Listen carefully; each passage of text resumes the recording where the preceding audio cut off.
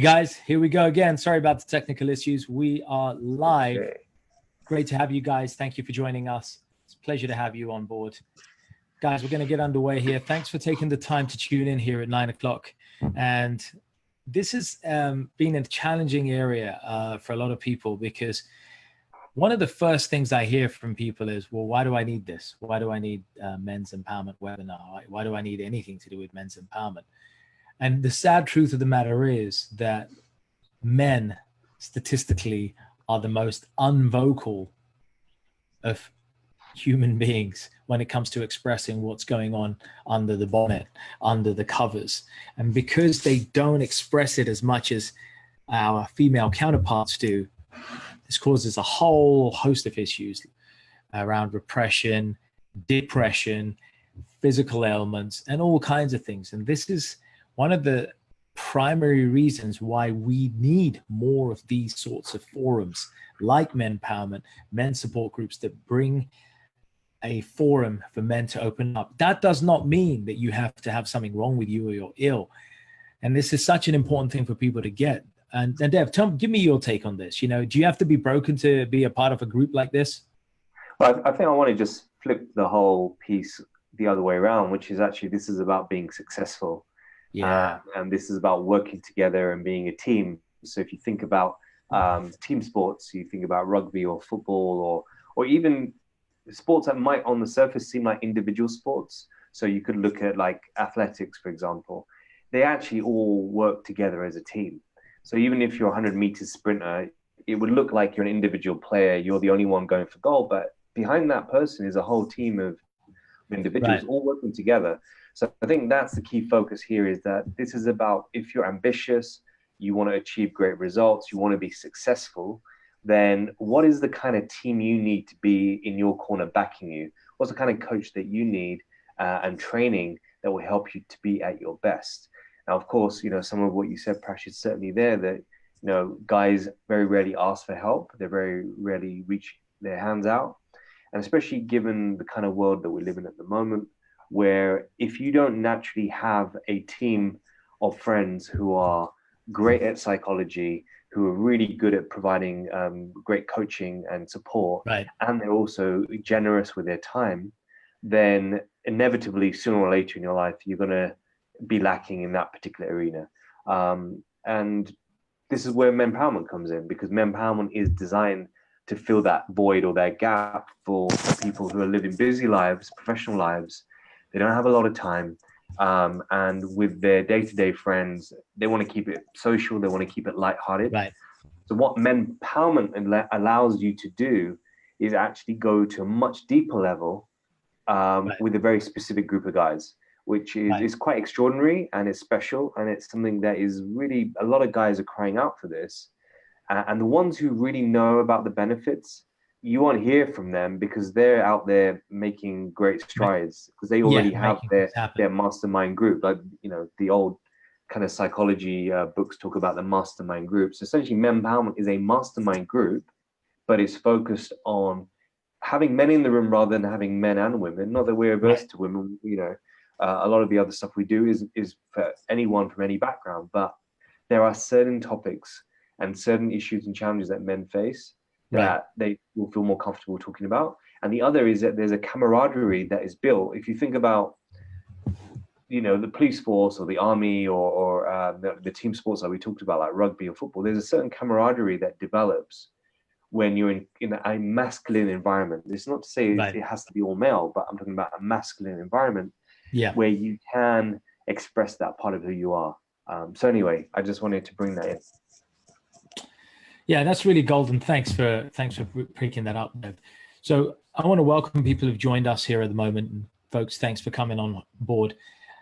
Feel free to click in at any stage here. We really want to hear your views on some of the stuff that we're talking about, because it's really what we can do for each other and how we can help one another to support men to bring out the best in them, that we're here together. And ladies, you're not excluded. This is making sure that every man out there, whether he's in a relationship with another lady or with a man or single doesn't want to be single anymore, wants to be out of marriage and get divorced. There are so many phases and stages we're at.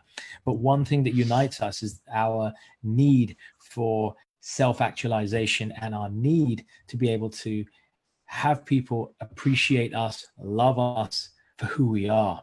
And I think that's such a powerful thing, and we disregard it so much in our lives. So please click in and share your thoughts on these subject matters that we're touching on here at the moment. And as we do so, Dev, I want to touch on a couple of things myself that have been home truths for a while now.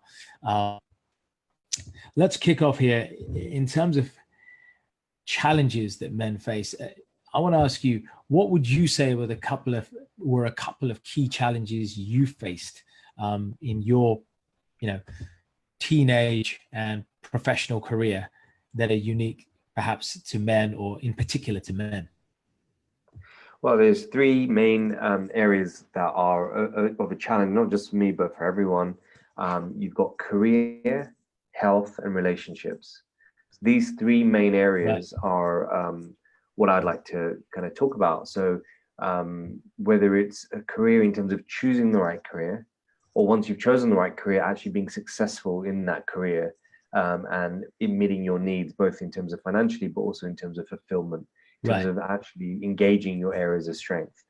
And then in terms of health, so if you look at all the different aspects to health in terms of well-being, in terms of fitness, in terms of strength, flexibility, you could even bring self-defense into that. That's an element of health as well. And the final piece was, so we had health, career, and relationships. So relationships can be relationships with your girlfriend, significant other, partner, wife, as well as also family, as well as siblings, brothers, sisters, friends. So that whole piece of relationships. And when you have these three different areas working with synergy, so they're helping each other because they all impact each other, then you end up being a much stronger individual and a stronger man to stand up for protecting those that you love in your life, but also being kind to yourself, standing strong for your own values and beliefs. So in terms of my own life, so just to kind of put it into like real life context, I would say probably when I first left university, I was really, really confused. I had no idea what to do with my life. I thought traveling would help to solve those issues, and it didn't. So I was in this position at the age of like 22, completely frustrated and confused. And it was at that point I had an epiphany, something that really struck me, that actually the stuff that I really love, when you tap into your core passions and what really drives you, that is kind of getting close to your dharma, or your essential truth about who you want to be. So that's a Sanskrit word, dharma, understanding your nature. And I realized at that point that actually helping people achieve their potential was actually my potential. That was my special gift, to be able to listen really well to people and challenge them and ask them great questions, and actually to help them to rise up to the next level. That was really what I was here for. So ever since then, I've been studying psychology since the age of 22, 23, not just from Western psychology, but from Eastern philosophy as well. And then really the combination of those things coming together and applying that to the biggest brands in the world. And it's been the best decision I ever made. I mean, I'm constantly learning. I'm constantly developing myself. I get to work with leaders on a day-to-day basis at the very top of their organizations. So I'm hearing about their areas of strength, but also their areas of development, the parts of who they are that are the most vulnerable, and their weaknesses. So that's really what, in the men empowerment sessions that we run together, that's what I bring, which is you get to hear in a day what hundreds and thousands of leaders have told me in one-to-one sessions and in large group workshops. So, 40, 50, 100, mainly men, often from engineering, science-based organizations, IT-based organizations, the tech giants. Right. These types of guys who come from a very masculine-driven world, and what are their key challenges? What are they struggling with? And how are we helping those individuals? I'm bringing all of that into the empowerment workshop. Yeah, that's powerful. And obviously, you know, the background that, you know, we both have individually experienced, my corporate background, let me just share that, has put me in a situation where I had to, you know, I got my degree and I was thrust into a technology background, but it was within finance and banking. So I've had episodes, some really funny episodes. I've been in situations where I've had traders throw coffee over me because they were just angry and they had a bad deal. I just happened to be the guy around. I was an IT guy, so they just threw the coffee at me. I've had situations where I've been out late at night and traders are letting off steam in gentlemen's clubs, and I had no idea that that's that kind of club, and that's how they're letting off steam. And what I found as a common thread, you know, kind of, you know, putting myself in a situation where I'm near traders and that high stress environment, is there was a lot of repression and a lot of ignoring of deeper, more meaningful emotions and needs. And what was happening was a superficial candy coating, plastering of stuff on the surface. So there was any problem that came that was stressful, or a stressful day, was met by a quick fix, whether that be alcohol, whether that be going out and partying, whether that be going to a gentleman's club. And so what's going on is we're in a culture where we have a quick fix syndrome mentality. And the sad thing is, guys, we're all exposed to this. So guess what? Most of us have learned that is the only way we can deal with stuff. It's a quick fix. Nobody wants to go and unravel the harder stuff. Nobody feels they even have the time. And those who do want to do it, they don't feel they have the right things. And then there are others, and you and I probably can speak to this, where we've been through coaching practices, training programs, personal development workshops, you name it, where we've gone through these things and the results have been lackluster. People have taken us for a ride. People have maybe taken our money and it hasn't worked out the way it needed to be. So for any number of reasons, guys and ladies are getting the short straw. And I think I want to touch on you on that. What would you have to say from your background there and your deep psychological knowledge about short-term fixes and hiding away and covering things up rather than, you know, unraveling and fixing the problem at the root? Well, I think, you know, end of the day, we've got distractions, and sometimes we don't want to face up to the real work, what we have to do on our inside. So it's easy to get carried away, and, you know, we've got Netflix, we've got our social media, we've got the phones or the YouTube, we've got distractions of, you know, socializing, alcohol, drugs, etc. So all of these distractions are there, and fair enough, you know, you tap into these to a certain degree. But I think the issue becomes when it becomes the habit, the only default that you have. When your repertoire of dealing with emotions and conflict is just like so small and so narrow, then it doesn't mean that you don't really grow, you don't really develop as a human being. Now, if that is the case, then you're going to stifle yourself, and you will stifle the people around you. So what we would like to share, especially during the programs that we run, is techniques and tools to enable you to go deeper within yourself. And these are advanced coaching tools and techniques. We call it guided discovery. And the reason why we call it guided discovery is that really you're doing the discovering. We're not the ones discovering about your life. You're discovering about your own life. Right. And you're sharing what you choose to share, what you feel comfortable sharing. So I would encourage people to consider, have they ever experienced something like that, guided discovery? Have they ever been in a conversation that is so impactful that literally within every 5 minutes, you're getting light bulb moments? You know, that kind of thing, that's powerful. Yeah, that's kind of what we want to do. It's bringing all that wisdom that we have into one day and then accelerating our learning and accelerating our knowledge acquisition and our self-discovery, to be able to discover the problems inside yourself. It's almost like going to a doctor and they do a whole CT scan. You know, you can go to a scan, and guys, you must have had this, folks. If you've been ever for a scan at the GP or at the hospital, you know, they kind of do these scans and they pull out the reports and they say, these are the issues. Imagine having a one-day workshop where you can come together and this guided discovery methodology that Dev is referring to allows you to have a scan. It's almost like a real scan that by the end of the day, you kind of have a MOT report of all the kind of key challenges that you're facing in your life.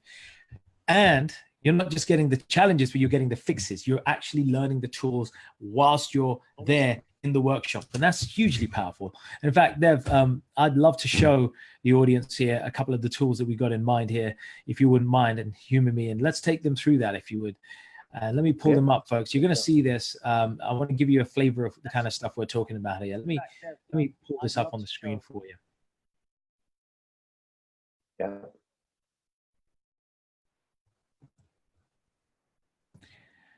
Okay, here we go. We should be able to see this. Dev, do you want to take us through this? This is our balancing support and challenge matrix. So Prash, you don't mind just putting on presenter mode, so it just is the main focus. Sure. Just down at the bottom. Yeah. Sorry. Yeah. All right, guys. So this particular diagram is really, really critical, because what we're saying here is, in life, if you are in a place where you've got apathy, the likely reasons for that is that you don't have enough support in your life and you don't have enough challenge in your life.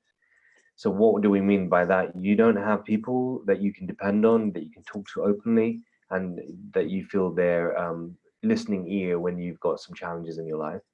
And not having enough challenge means that you're not pushed to your limits in terms of your areas of strength. You're not utilizing your strengths for some productive purpose. So that leads to apathy. You have like low energy. You potentially can get quite depressive in that space. Now, if you can be in a place of high support, low challenge, you get cozy, you get relaxed. You think, oh, life is so easy. You can just chill out, and you can imagine that happening at work, but also in your personal life, right? In your relationships or with your friends. It's just you cozy. You have a nice Friday night. You go out for drinks, whatever you do to relax. Just coasting, right? You coast along, and you just take things easy. And years can pass by like that, and you go without really utilizing your core potential. Now, the other is also a danger, which is if you're in high challenge and low support, the stress can really, really kill you.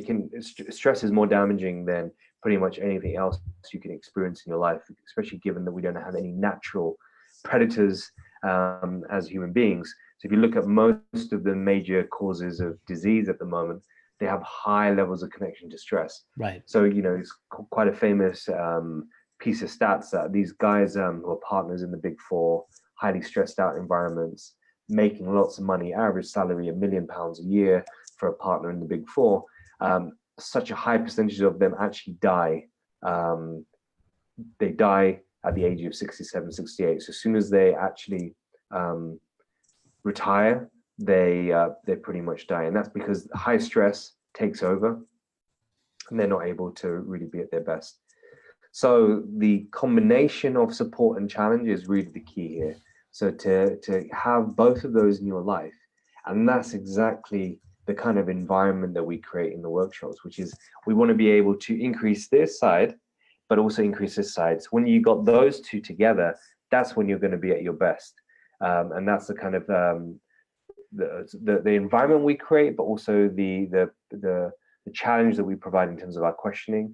But we also create a compassionate environment for you to be able to talk about stuff that you ordinarily wouldn't feel comfortable talking about. Hope that makes sense. Awesome. Yeah, thanks, Dev. If there's any questions here, folks, click in. We'll go check them out. In the meantime, let's also look at another tool that we have here we want to bring to light. And this is to do with what we call the 3 systems. Dev, would you take us through this? Because this is, again, something that I think a lot of people can resonate with. 3 systems here. Right. Okay. So this is forgive us if we're getting into a little bit too much of the actual details, but these 3 systems are so important in terms of understanding what men empowerment's really about. Because what we do is we help to balance these 3 systems. These are biological systems, by the way. This is just not stuff that we've made up one day waking up. This is based on actual evidence from neuroscience, from biology. And that's one of the keys that differentiates us, is because of the background we have in psychology, neuroscience, and leadership development, you can bring all of those things together. Now, these three systems are based on not just connections in the brain, but also in terms of hormones. So you see there the threat and self-protection system. So if you think about fight and flight, this is really the system that helps to protect you. So when you're under threat, you're under stress, the threat and self-protection system kicks in. And this can happen in a really high stress corporate job, for example, that you feel maybe on the back foot, you feel anxious, you might even get angry at your co-workers, but you can't express it because if you do, you're going to get fired. So there's all these other elements that come into play in a social world that we live in, where you can't use violence to solve your problems. And a lot of that then becomes psychological violence, right? So the threat and self-protection system is either fight or flight. You either flee the challenge and you run away, or you want to get up and you want to fight, but that's using psychological tactics. Now, the challenge of that is that because it releases adrenaline and cortisol into the bloodstream, it really tires out your biological systems and actually prematurely ages you. So this is really, really key, right?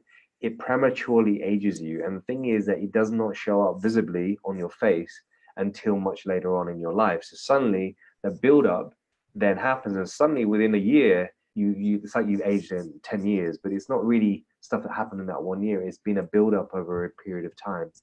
So that's the threat and self-protection system. If it's out of sync, you're going to have a lot of issues in your life. And in terms of relationships, guess what? If you're using the threat system and so is your partner, your wife or your girlfriend, that's not going to last for very long, believe me. It's going to be really hard for you to solve your challenges. Now, the second system is one about incentive and resource-seeking systems. So this is really your motivation, your drive, when you've got energy to go out there and get an interview, get the promotion, get the pay rise. This particular system is really about incentives. It's about pleasure. So whereas the other one is about avoiding pain, this one's about actually what's pleasurable in life.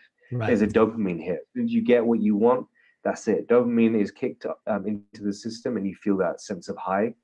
Some people will get artificial highs, of course, through tobacco, alcohol, cocaine, whatever their substance of preference is. But the natural way of doing this is that you try your best to be successful. So either you become successful in terms of business or in terms of climbing the career ladder, right? So these are the two ways in which especially men get a lot from competitiveness and actually moving up the hierarchy. One of the pieces of psychology they found is that the people at the top of the hierarchy are actually the guys who have the highest levels of dopamine in their system and are the most balanced in terms of this particular system because they've got the most control. They've got the most autonomy and the most freedom. So they feel more empowered and masters of their own destiny. Now, there's still a challenge here, right? Because imagine if you're just going back and forth between these two systems. You can't stay in just one system for too long. Right. I mean, you could try and stay in the incentive resource-seeking system. One is a challenge of hedonism, that you just become like pleasure-seeking, and all you care about is basically, bling, the fastest cars, the prettiest women, and you will find it really hard to commit. You will find it really hard to settle because you'll always think, oh, something's better waiting for me in the future, right? You've got an overactive incentive and resource-seeking system. If you ever wondered what the hell is going wrong with me, why am I not able to just be satisfied? This is the reason, right? You've got an overactive system that's always thinking and seeking something that is better, right? And you're seeking that because of competitiveness and comparing. So you're always competitive. So that means you can't settle for that girl that you've just met or you've had a nice relationship with for a number of months because you're comparing that girl to the next girl that your friend has got or the neighbor has got or someone at work has got, and you're thinking, she isn't good enough. I need someone better. And that competitiveness then means that you start to self-sabotage, right? So you self-sabotage, always wanting more and more, and that greed takes over your life. Now, the final system, before I wrap this up, is the soothing, caring, and contentment system. Very underutilized system in today's world, and this is where the hormone oxytocin comes into play. Oxytocin is something that mothers in particular, when they're pregnant and newborn child is born, if they don't have oxytocin, they cannot actually love their baby. So the human body naturally releases high levels of oxytocin from mother, but men have this hormone too, because it enables us to be nurturing and to be caring. Now, guess what? This is not just nurturing and caring to other people. This is nurturing and caring towards yourself. This is your inner critic, right? This is your inner critic which when it starts beating the hell out of you, this particular system is the one that is able to soothe you and relax you and enable you to feel a sense of inner contentment and safety. Now, if this system is developed through practice, through the right environment, through the right tribe, through the right support, especially if you have strong male role models in your life, then this system can be cultivated and practiced. And guess what? Once you have this system, it is the third leg to the stool. The whole thing is stable. You knock that leg out, that's it, man. You're going to collapse. You're going to collapse no matter if you are the richest of the richest or you are the poorest of the poorest. Either way, you're going to be miserable. This is the system that gets underutilized. And actually, with the work I've been doing and learning I've been doing with some of the masters in this arena, such as Paul Gilbert, who's the founder of Compassion-Focused Therapy, who's done a lot of stuff on neurobiology, we bring this stuff into empowerment. So you get the essence of some of the most latest theories in this field. So anyway, sorry, I took a bit of time there, but I just wanted to make sure I give you guys some food for thought. Yeah, that's massive food for thought indeed. Thanks, Dev, for sharing this and giving people the kind of insights, a glimpse of the kind of insights that we're going to have on the day. And there's more to share. And I think, one thing that I think men, and I know for myself, I can totally get that there have been stages where these three stools, these three biological systems have been imbalanced. And that imbalance plays out in your family lives, it plays out in your relationships. I mean, guys, how many of you have had tough times at work and you go home and you take it out on your family, even though you didn't mean to? How many of you have had situations where you don't have a job, or you're in between work, or your business isn't right, or you're trying to get a business and your frustration plays out both in your life and family? Have you had times when you don't want to do anything, where your drive is so low? Going back to this previous diagram that we'd had here, where you're in this kind of apathy, stressful state. You're not able to shift into the far right of this box to the high performance column. You just can't get to the high performance quadrant because you're in apathy, or you're in a really stressful situation, and you're taking out that stress. It's burning you up. And I think this is, as Dev rightly says, this is one of the reasons why we need tools to help men and women, but everyone, cope better with the situations that we face. I think especially for men, because we do bottle up our emotions. Not everybody is real expressive about their situation, even amongst guys.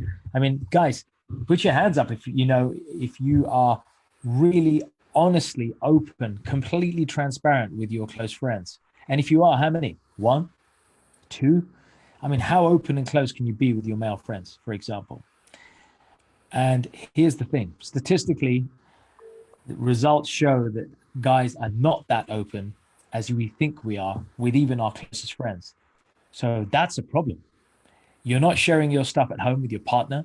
Statistics show that. There was a big survey with Stanford. Again, Stanford did a study on this in 88. That was back in 88. And the study said that men just don't open up as much. They did a follow-on study, and the results were not that similar. Now you've got social media, so guess what? You're not even talking as much as you want to talk, because you've become a consumer of information rather than an expresser of feelings. Does that make sense? Where our information consumption has overtaken our ability and our need to express feelings. And I think, Dev, this is a real worry. I don't know how you're feeling about this, but I think this is a great worry for us. This is a challenge for everybody out there. Yeah, I think this is a great opportunity, to be honest with you. I think it's a great opportunity for us to reconnect with kind of the tribal instincts that we have from our past, from our history. Right. So whichever culture you're from, whichever country you're from, ultimately we've got tribal roots of some sort or another. We lived in villages or small communities. And in today's world, a lot of that is missing. So one of the essential components of the three systems, what really knocks it out, is disconnection. We live in a world that is disconnected, and people are disconnected from each other. So, we have hundreds and thousands of connections on LinkedIn and on Facebook, but that is in no way replacing human connection and face to face. And the challenge for people more and more is work is just so busy. Being in a relationship makes you so busy. Trying to keep up with all of the updates and status updates and interactions on social media. All of these things keep us so busy that it leaves so little time for building genuine, deep bonds and relationships. So this is kind of the essence of why Prash and me, we got together earlier on in the year, and we were thinking, yeah, we can do workshops for people of all different backgrounds, and we can do stuff that's open to everyone. But there is some real power in having a niche. And if you think about it, there are a number of women groups around the world, even in your local community. I'm sure there are groups where women can get together, where the elderly can get together, where teenagers can get together. But there doesn't seem to be really many places where men can get together, especially in this age group that we're looking at, which is kind of like the 25 to 45, 50 age group, which is guys who, kind of developing their career, they're kind of early stages. Either they're married and they got kids, or maybe not, but they're kind of going through that period of kind of midlife. That is a really challenging part of your life, right? Because on the one hand, you've got like amazing opportunities. When you're 25 to 26, you come out of university or whatever it is, and you've got this whole world outside that you're waiting for. And then you've got the other extreme, which is you're kind of midlife. Maybe you got some regrets. You feel like you haven't quite achieved what you wanted to achieve. You're seeing these young ones who have less experience, life experience than you, less challenges than you, but they know the world in a different way to yourself, and they know how to be successful in a different way. And they're overtaking you. They're overtaking you in the office. They're overtaking you in your social circles. They're overtaking you in so many different ways. And remember what I said about the drive system, about competitiveness and comparison. That then starts kicking in, and it brings you down if you're not stable, if you're not strong within yourself. It brings you down. And then, of course, you've got the relationship challenges, right? You've got masculine and feminine ambiguity in the world right now. So you got the workplace that's trying to create this kind of neutrality that everyone is the same. And therefore you've got this kind of ambiguity coming in where masculine and feminine energy is kind of, you're not quite sure, even though you're a man and your partner maybe, is a woman, but there might be this kind of disconnect in terms of masculine and feminine energy. The 1 minute your partner is being more the masculine one, the next minute you're being more the masculine one, next minute they're being more feminine, then you're being more feminine. And that level of confusion, although in some would say is freedom, of course, it's enabled people to have greater freedom than they've ever had. But at the same time, you don't get born with a user manual, right? How do you figure this out? These are social rules, cultural rules that are getting, they're evolving as we speak. Like not even just over decades, we're talking about over years. Just a handful of years, things have changed, right? So the thing is, this level of confusion, then let me give you an example, right? So say, for example, you're quite let's say a balance between masculine and feminine energy, right? You're a man, but you've got masculine traits, but also you're quite caring and nurturing, and you're a good listener and all those things, which I'm referring to as feminine traits, but men can have these as well. So let's just say that you end up meeting a girl, right? You end up meeting a girl and physically you're attracted to her. But as soon as you have a conversation with her, it's clear that she wants to be the dominant one. She wants to be the one wearing, I was going to say the trousers, that's sexist, but the one who's going to be calling the shots, who wants to be in charge, lead the way, set the direction, right? And you've got a choice to make, which is, one is you're attracted to her, and two, does she have enough of the feminine energy, the balance between her masculinity and feminine energy to still create that polarity, that attraction for you? Now, if she does, then great, because then you can find the right balance. You can work out where the polarity is. Now, this is the real interesting part I'd like to share with you, right? When you first meet someone and you're dating them and you're going through the relationship and you're in that first kind of honeymoon period, there's polarity in a relationship because people are being on their best behavior, but also people are staying quite kind of close to what's expected of them, right? In terms of their gender roles and masculine and feminine energy, right?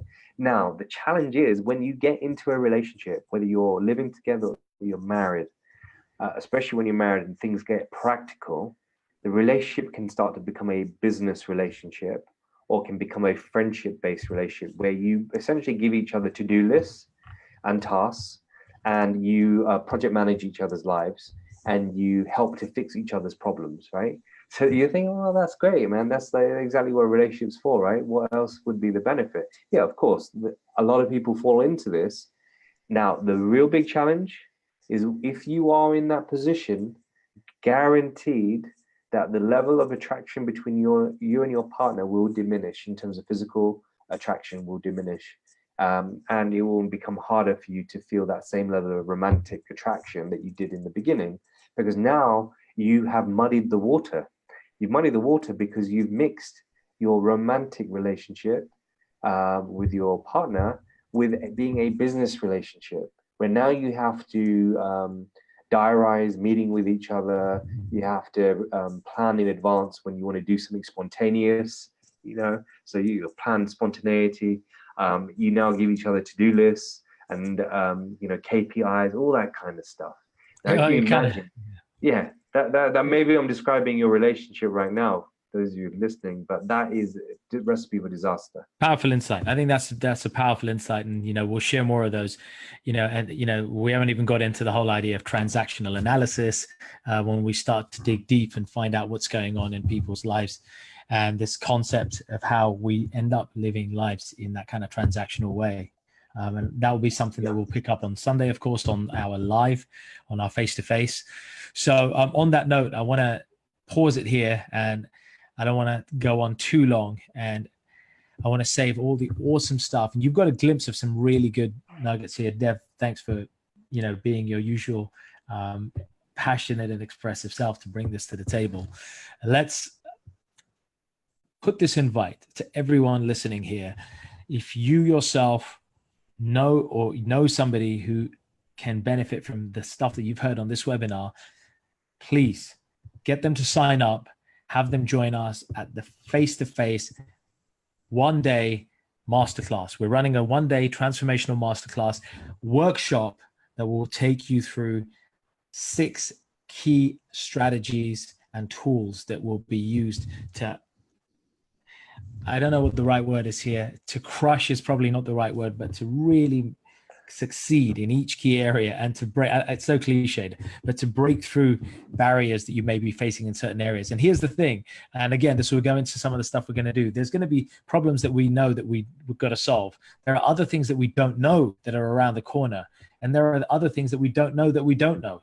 And all of these different aspects of issues that we face in the different pillars of our life, health, wealth, finances, relationships, well-being, spiritual connectivity, all these different pillars of life, those challenges that appear need tools to be able to met with them. You need to have what one of my friends, Rob Russ, who's an awesome guy, runs Go All In, says we need to have situational awareness. He's ex-military, and situational awareness is the ability to be able to be ready to respond to a situation because you've been equipped with tools that are not just on a piece of paper, but they're now encoded in your brain. They are anchored in, if you will, into your system so that you know how to bring those tools, to resurrect those tools and use them and apply which tool. It's almost like having the Swiss Army knife of men's empowerment tools at your disposal. That's how I'd say it. And that's what we're going to do this Sunday. So once again, please do not misunderstand. If you're listening to this and you're a man, do not let your ego trick you into thinking, I don't need this. I'm a man. What do I need? I'm not broken. I'm fixed. This is the exact trick that our mind and our ego makes us make. It's not about, as we said at the beginning of this webinar, Deb, very rightly, you put it out. It's not about whether we're broken or fixed. It's about how we can succeed and better ourselves in each key area of our life by uncovering those things that are blocking us psychologically, subconsciously, unconsciously, and consciously, and how we can use tools to improve our performance in each of those key areas. That's what we'll be doing this Sunday. Dev, I can't wait for Sunday. It's going to be an awesome day. There's still some spaces left. We've got a hell of a day planned. And I know, Dev, you said it. It's not for the faint-hearted, but it is for everyone who is willing to be brave, put aside their ego, and sacrifice just 8 hours to make a massive shift as we go into 2019. That is the chance and that is the opportunity that it awaits you on Sunday, the 9th of December. Please check out the link, get in touch, and we'd love to have you there. If there's any questions, fire us a line. Go like our page, Menpowerment. facebook.com/Men Power Academy. And there's the group. Feel free to join our private group, and we will see you on the inside. Dev, any final words? No, I think you said everything that needs to be said. Thank you, Prash. Excellent, folks. We will be together, and we will work together to bring out the best. Do not be shy. Put your ego and mind aside, and let's get ready to make this an incredible and empowering finish to 2018, and leave you with a bunch of tools that you can use and a band of like-minded men who will be your mastermind group, your tribe, as we move into 2019. That is the offer. That is the opportunity. Don't miss it. Prash K, Dev, peace out. Namaste.